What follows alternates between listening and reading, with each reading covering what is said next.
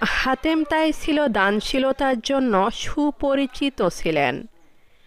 তার দানশীলতার সুনামে বাদশাহ নওফেল ক্রোধান্বিত হলেন, কারণ তিনিও একজন দাতা ছিলেন। কিন্তু হাতেমের দানের সুখ্যাতি লোকের মুখে মুখে। বাদশাহর দান হাতেমের দানের কাছে ম্লান ও নিষ্প্রভ, যেন চাঁদের আলোর কাছে তারার আলো। বাদশাহ শুধু এ কারণেই ক্রোধান্বিত হয়ে ফরমান জারি করলেন, যে কেউ হাতেমকে ধরিয়ে দিতে পারবে তাকে প্রচুর পুরস্কার দেওয়া হবে। ঘোষণাটি হাতেমও শুনতে পেলেন। তিনি তার অবস্থানে থাকাটা নিরাপদ মনে করলেন না।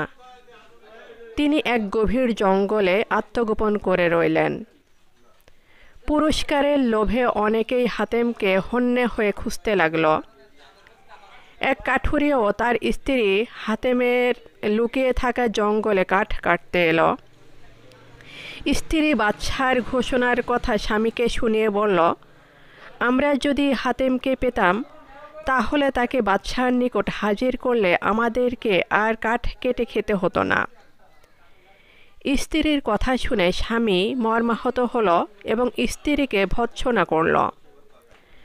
কাঠুরে বলল, আমি এভাবে ধনী হতে চাই না। একজন সৎ ব্যক্তিকে বিপদে ফেলে আমি বড় হওয়াকে ঘৃণা করি। স্বামীর কথা শুনে স্ত্রী নীরব হয়ে রইল। হাতেম স্বামী স্ত্রীর কথোপকথন শুনছিলেন। তিনি ভাবলেন, আমার এভাবে লুকিয়ে থাকায় সার্থকতা কি? বরং আমি কাঠুরকে ধরা দিলে তারা আমাকে বাদশার নিকট হাজির করে পুরস্কৃত হয়ে উপকৃত হতে পারবে। যেই ভাবা সেই কাজ।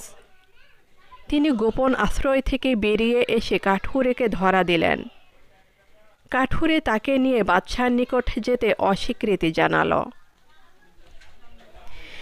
এরই মধ্যে কতিপয় লোক হাতেমকে খুঁজতে খুঁজতে সেখানে এসে উপস্থিত হলো।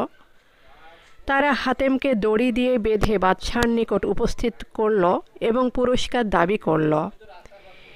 কি ঘটে তা জানার জন্য কাঠুরে ও তার স্ত্রী তাদের সাথে গেল।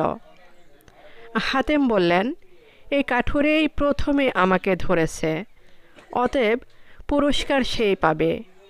কাঠুরে বলল, না, আমি তাকে মোটেই ধরিনি।